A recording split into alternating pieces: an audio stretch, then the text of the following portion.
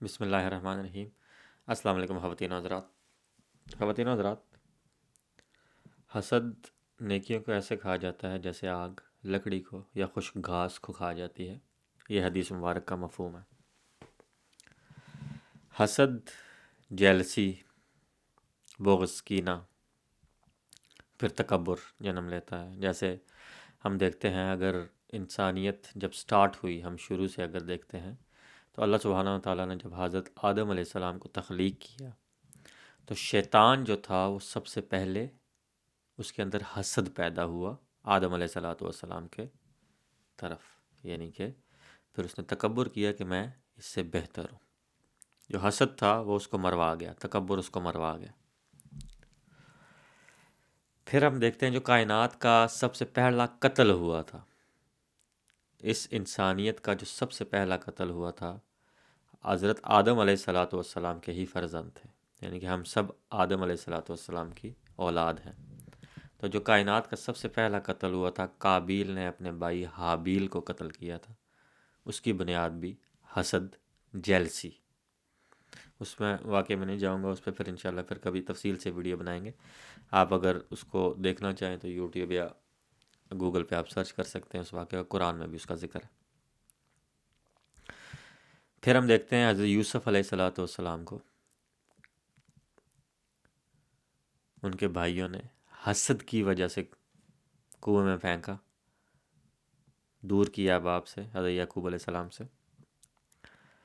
اسی طرح حسد کی ہمیں ہزاروں کروڑوں اگزامپلز ملتی ہیں، تاریخ میں بھی ملتی ہیں۔ حسد بنیادی طور پر انسان کو، حاسد کو ختم کر دیتا ہے، اور حاسد پھر اس حسد کی آگ میں جلتے جلتے اگلے بندے کو نقصان پہنچاتا ہے، جس سے وہ بنیادی طور پر جل رہا ہوتا ہے، جس سے وہ سڑ رہا ہوتا ہے۔ پنجابی میں اس کو کہتے ہیں سڑیل۔ سڑیل اس بندے کو کہا جاتا ہے کہ جو جلتا رہتا ہے، کڑتا رہتا ہے۔ اکثر اوقات اگر آپ کسی بھی شخص کو دیکھیں نا کہ جو بڑا کمزور سا نظر آتا ہے، ٹھیک ہے، عمومی طور پر مطلب یہ تو اللہ کی دین ہے، صحت اللہ کی دین ہے، یا کمزور ہو یا کوئی جیسا بھی ہو، لیکن زیادہ تر ہمارے معاشرے میں کیا کہا جاتا ہے کہ یہ سڑیل ہے، انہوں تا سا نہیں پہنتا۔ یہ پنجاب کے ایریا میں یہ چیز کہی جاتی ہے کہ یہ سڑیل، انہوں سا نہیں پہنتا، کہ یہ جلتا رہتا ہے لوگوں سے، دوسروں کی کامیابیوں سے جلتا رہتا ہے۔ یہ 100% یہ بات صحیح نہیں ہے کہ جلنے والا بندہ جو ہے وہ کمزور ہی ہو، لیکن ویسے ایک مت ہے۔ لیکن حاسد بنیادی طور پر اپنے آپ کو نقصان پہنچاتا ہے۔ جیسے ایک سینگ ہے کہ حسد سانپ کے زہر سے بھی زیادہ خطرناک ہوتا ہے۔ سانپ کبھی بھی اپنے زہر سے خود نہیں مرتا، لیکن حاسد جو ہوتا ہے وہ اپنے حسد کی وجہ سے خود کو جلا بیٹھتا ہے۔ تو حسد جو ہے وہ بنیادی طور پر جیلسی جو ہے، آج کل ہم اپنے معاشرے میں دیکھتے ہیں۔ جیسے ریسنٹلی ابھی ایک ایگزامپل ہے ہمارے سامنے، یہ جو انڈیا میں ایک سنگر تھا سدھو موسے والا، اس کو قتل کر دیا گیا، تو اس کے پیچھے ریزن یہ حسد ہی تو ہے۔ اب ہزاروں کہانیاں بیچ میں نکلیں گی، یہ ہوا تھا وہ ہوا تھا، لیکن اوبویسلی اس سے دنیا جلتی تھی۔ جو بھی تھا، مطلب جس طرح سے بھی وہ چل رہا تھا، جو بھی وہ کام کر رہا تھا، لیکن دنیاوی لحاظ سے وہ ایک کامیاب نظر آ رہا تھا، باقیوں کو اس نے ٹکر دی ہوئی تھی، تو لوگ اس سے اوبویسلی جلتے تھے۔ تو حسد کیا ہے؟ حسد کی بھیڑ چڑھ گیا۔ اسی طرح یہ تو چلو ایک واقعہ ہو گیا نا، میں مطلب کہہ لیں گے کلیکٹیولی بات کرنا چاہ رہا ہوں، میں اسپیشلی اس واقعے کو ٹارگٹ نہیں کرنا چاہ رہا، کیونکہ لوگوں کی اموات پہ، لوگوں کی میت پہ مجھے اپنی عمارت نہیں کھڑی کرنی، نہ ہی مجھے ویوز لینے ہیں اور کچھ اس طرح سے کرنا ہے۔ یہ ایک واقعہ ہوا تو اس کا میں نے آپ کے ساتھ بیچ میں ذکر کر دیا۔ جب یہ پرسوں واقعہ ہوا تو مجھے بھی کچھ لوگوں نے کہا کہ بڑا ہاٹ ٹاپک ہے، ابھی بناؤ ویڈیو، ابھی چڑھ جائے گی۔ کسی کی موت کے اوپر ہم سے عمارت نہیں کھڑی ہوتی۔ میں اسی لیے آج چوتھے دن، حالانکہ یہ میرا ٹاپک اس دن بھی تھا، اس کی موت سے پہلے کا میں نے سوچا ہوا تھا کہ میں نے اس پہ بات کرنی ہے، لیکن پھر جب وہ واقعہ ہو گیا بیچ میں تو میں نے کہا ابھی تھوڑا سا ڈیلے کر دیتے ہیں۔ اپنی اپنی تھنکنگ ہوتی ہے، کچھ لوگوں کو لگتا ہے کہ ٹھیک ہے ایک ہاٹ ٹاپک ہے، ابھی سے بنا دو ویڈیو، چڑھ جائے گی اوپر، لیکن اپنا نہیں ہے ایسا، کیونکہ میرا شوق ہے ویڈیوز بنانا، مجھے اچھا لگتا ہے بنانا، میں اس لیے بناتا ہوں۔ باقی مجھے کوئی ویوز وغیرہ یا پیسوں کی ضرورت نہیں ہے، یعنی کہ پیسوں کی ضرورت تو ہے لیکن ضروری نہیں ہے کہ یہیں سے آئیں، یہ مقصد نہیں ہے۔ بنیادی طور مقصد جو ہے بات کرنے کا کہ پرپز نہیں ہے، یہ پرپز یہی ہے کہ جو کچھ اپنے پاس ہے، اللہ نے جو عطا کیا ہوا ہے علم کی صورت میں، یہ تھوڑا بہت اگر کہیں پہ پڑھا ہے تو وہ دوسروں تک پہنچایا جائے۔ اینی ویز، خیر، بیک ٹو دا ٹاپک۔ ہم اپنے معاشرے میں دیکھتے ہیں کہ حسد، بغض، کینہ،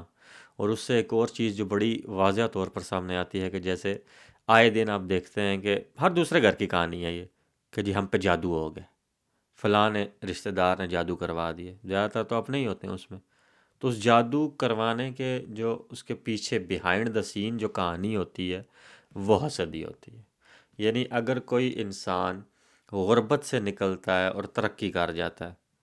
تو ایویں کیویں لوگ اس سے جلنا شروع ہو جاتے ہیں، یعنی کہ نہ لینی تے نہ دینی، پنجابی کا جملہ ہے کہ نہ لینی نہ دینی، ویسے ہی کسی کو سوشل میڈیا پر دیکھ کے لوگ سڑ رہے ہوں گے۔ یہ بھی بہت زیادہ یہ چیز نوٹ کی گئی ہے کہ اگر کوئی انسان بھی ترقی کی سیڑھیوں پہ اوپر جانا شروع کر دیتا ہے کسی بھی فیلڈ میں، تو سب سے پہلے تو اس کے اپنے ہی اس سے سڑنے لگتے ہیں، اور پھر گرد و نواح میں لوگ جیسے جیسے دیکھتے جاتے ہیں۔ اور یہ مینٹیلٹی ہمارے بر صغیر پاک و ہند میں بہت زیادہ پائی جاتی ہے۔ اس کی سب سے بڑی ریزن جو میں سمجھتا ہوں کہ جو ہے وہ ویلا پن بہت زیادہ ہے، کہ کام کرنے کو، کوئی خاص کام کرنے کو کچھ نہیں ہے، دوسروں پہ نظر رکھنا جو ہے یہ مشغلہ ہے ہم لوگوں کا، کہ کون کیا کر رہا ہے، دوسروں کے گھروں میں تانکا جھانکی کرنا، دوسروں کی بیویوں بیٹیوں پہ نظر رکھنا، کون کدھر سے آ رہا ہے کدھر سے جا رہا ہے، یہ مطلب ایک مشغلہ بن چکا ہے، اور بڑی تلخ حقیقت ہے۔ میں کسی ایک انسان کو، کسی کو میں ٹارگٹ نہیں کر رہا ہوں، لیکن یہ ہمارے معاشرے کی ایک تلخ حقیقت ہے جو سب کے سامنے ہے۔ اور حاسدین جو ہیں وہ بنیادی طور پر اپنا تو نقصان وہ کرتے ہی ہیں۔ ایک تو جیسے میں نے آپ کو حدیث شروع میں سنائی کہ حسد نیکیوں کو ایسے کھا جاتا ہے جیسے آگ لکڑی کو یا خشک گھاس کو کھا جاتی ہے۔ پتہ ہے اگر آپ کبھی لکڑیاں جلائی ہوں آپ نے کبھی، ہم اکثر اوقات گاؤں میں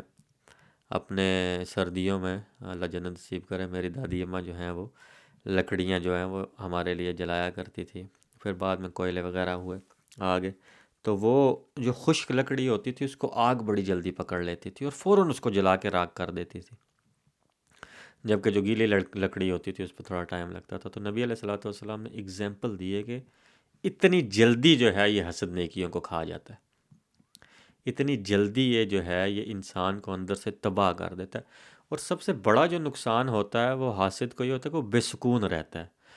اب اگزامپل ہے، جو اگر کوئی حسد کرنے والا ہے، ایک جگہ پہ 4-5 لوگ اکٹھے رہتے ہیں، ان میں سے 1-2 لوگ جو ہیں وہ ترقی کرنے لگ گئے ہیں،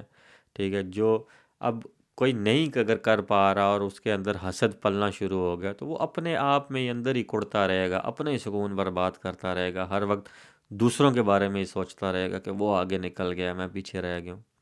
ایک بابا جی سے کسی نے پوچھا کہ بابا جی حسد کیا ہے؟ انہوں نے بڑا خوبصورت جواب دیا کہ پتر، خدا کی تقسیم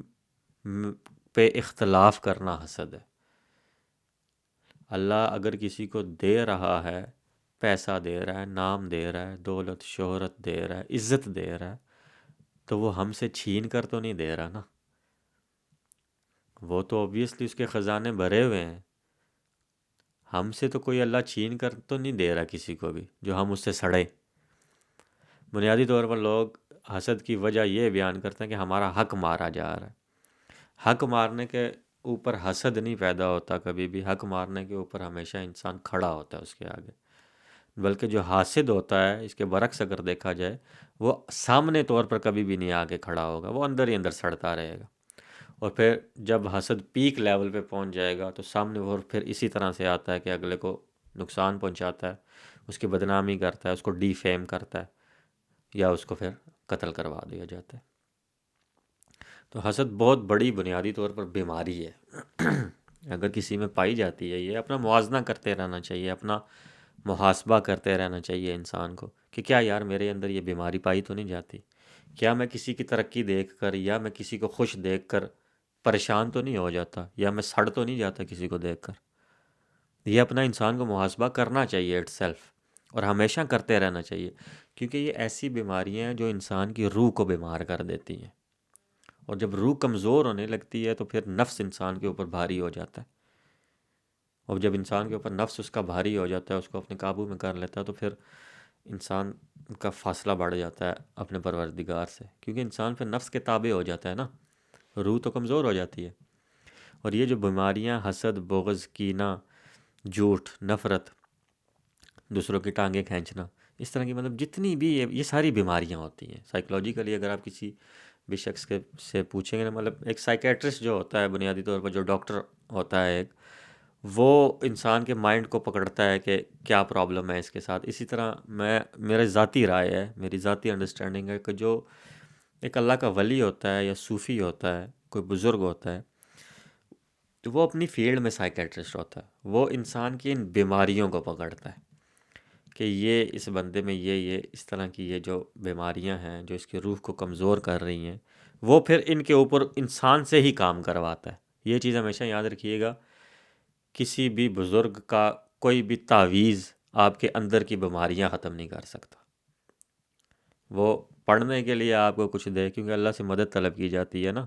جیسے ہم سورہ فلق دیکھتے ہیں، قل اعوذ برب الفلق من شر ما خلق، من شر غاسق اذا وقب، من شر النفاثات فی العقد، ومن شر حاسد اذا حسد۔ سمجھ آ رہی ہے کہ حسد کرنے والوں کے، حاسدین کے شر سے یا اللہ میں تیری پناہ مانگتا ہوں۔ میں آخری جو آیت ہے اس کی تلاوت کی ہے، اس کا ترجمہ آپ کو بتا رہا ہوں کہ حسد کا سے بچنے کا جو طریقہ ہمیں بتایا گیا ہے بنیادی طور پر، وہ کیوں بتایا گیا؟ اب یہ دو صورتیں جو ہیں، یہ بیسیکلی بنیادی طور پر نبی علیہ الصلوۃ والسلام کو اللہ نے اپنے عرش کے نیچے سے عطا فرمائی، اور یہ دو صورتیں اس وقت نازل ہوئیں جب آپ علیہ الصلوۃ والسلام پہ وہ پروسیس گزارا گیا۔ جیسے ہمارے معاشرے میں کہا جاتا ہے نا کہ جادو سے کیسے بچیں، جادو تو ہمارے نبی پہ بھی چل گیا تھا، تو معاذ اللہ وہ تھوڑی مس انڈرسٹینڈنگ اوبویسلی ہوئی ہوئی ہے۔ میری جبکہ ذاتی رائے ہے کہ اللہ سبحانہ وتعالیٰ نبی علیہ الصلوۃ والسلام کو اس پروسیس سے گزارنا چاہتے تھے، تاکہ کیونکہ اس وقت کا عرب کا معاشرہ آپ اپنے ذہن میں لے کر آئیں تو یہ جادو ٹونا، کان پرستی، یہ بہت زیادہ عام تھی، ہر دوسرے جگہ پہ یہ چیزیں ہو رہی ہوتی تھی، اور بہت آگے تھے اس میں، جادو شادو کرنے میں۔ تو میری ذاتی انڈرسٹینڈنگ ہے، میری اپنی رائے ہے یہ، کہ اللہ سبحانہ تعالیٰ نے اپنے محبوب کو اس پروسیس سے گزارا تاکہ نبی علیہ الصلوۃ والسلام کے پاس جب کوئی آئے تو آپ علیہ الصلوۃ والسلام کو اس کی کیفیات کا پتہ ہو، اور پھر اس کے حل میں دو صورتیں سورہ فلق اور سورہ ناس دی۔ اب ہمارے معاشرے میں بھی ہر دوسرے گھر کا یہ رولا ہے کہ جی جادو ہو گیا، لیکن یہ صورتوں ایمان کے ساتھ، ان پہ پختہ ایمان کے ساتھ ہم نے پڑھنا کوئی نہیں ہے ان کو۔ پھر ہم گلی محلوں نکڑوں میں جا کے جھنڈوں والے بابوں کے پاس بیٹھ جاتے ہیں کہ جی ہمیں کوئی تویش بھیج دو، وہ بابا پھر بکرے بھی منگواتا ہے اور پھر پیسہ بھی ادھر لگتا ہے سارا کچھ، وہ بجائے سکون آنے کے الٹا جو جمع پونجی ہوتی ہے وہ بھی جاتی رہتی ہے۔ تو بنیادی بات کرنے کا مقصد یہ تھا کہ میں بات وہ کر رہا تھا کہ جو بزرگ ہیں وہ بنیادی طور پر انسان کی ان بیماریوں کو پکڑتا ہے کہ حسد، بغض، کینہ، نفرت، یہ چیزیں مطلب یہ انسان کو اندر سے بیمار کرتی ہیں۔ یہ میں نے ایک تحریر لکھی تھی لا کے نام سے، بنیادی طور پر وہ کلمے پہ تھی کہ لا الہ الا اللہ جو ہے وہ کلمے کا مطلب، اس میں نے ڈیٹیل میں وہ لکھی تھی، آپ انسٹاگرام پہ وہ دیکھ سکتے ہیں۔ تو اس پہ میں انشاءاللہ پھر کبھی ڈیٹیل میں ویڈیو بھی بناؤں گا۔ تو یہ انسان کے اندر جو ہیں یہ بیماریاں، یہ بت انسان نے اکٹھے کیے ہوتے ہیں، تو ان بتوں کو جو ہے نا وہ پھر لا کی تلوار سے وہ بزرگ توڑواتے ہیں۔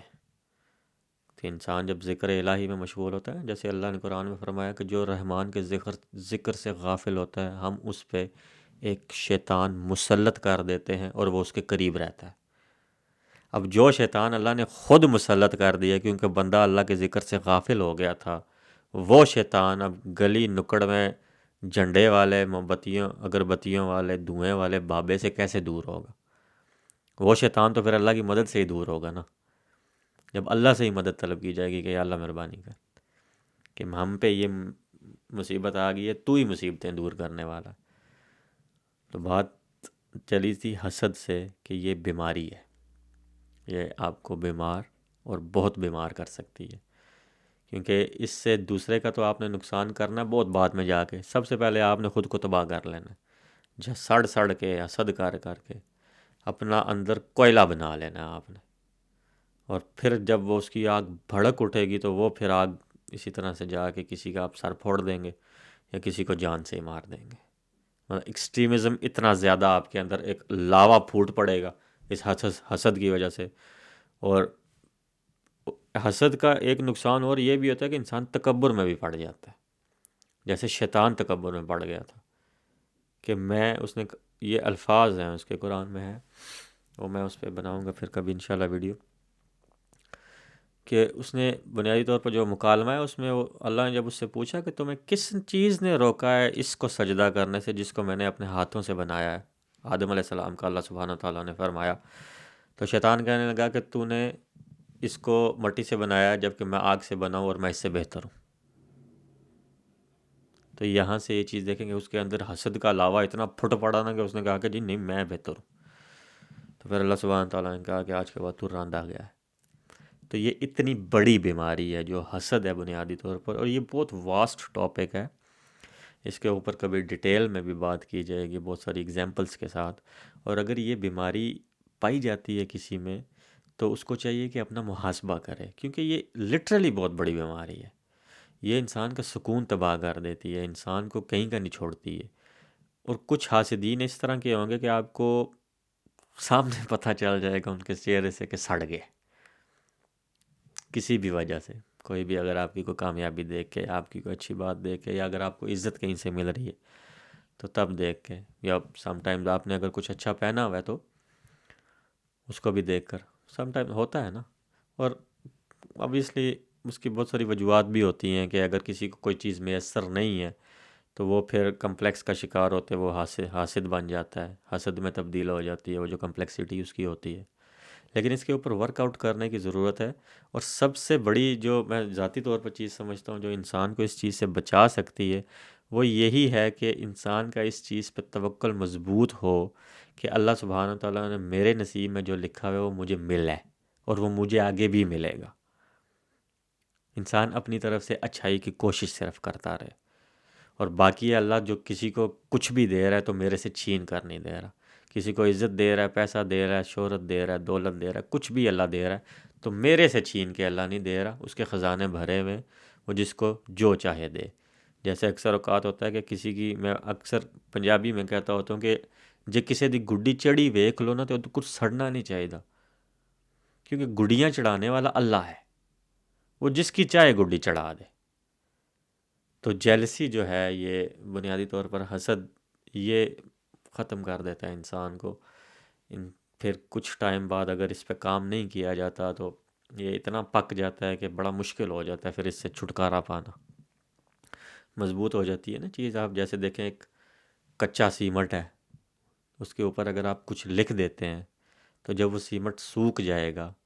تو وہ لکھا ہوا اس کے اوپر پرنٹ ہو جائے گا، تو پھر آپ کو جو ہے نا اس کو سارا کھرچنا پڑے گا، اور وہ دیوار ساری خراب ہوگی نا ایک دو مرتبہ، دوبارہ پھر اس کو نئے سرے سے پینٹ کرنا پڑے گا۔ تو اسی طرح سے یہ بیماریاں اگر پل پل کے ان کو اگر ہم بوسکینے کا پانی دیتے رہیں گے نا اندر اپنے،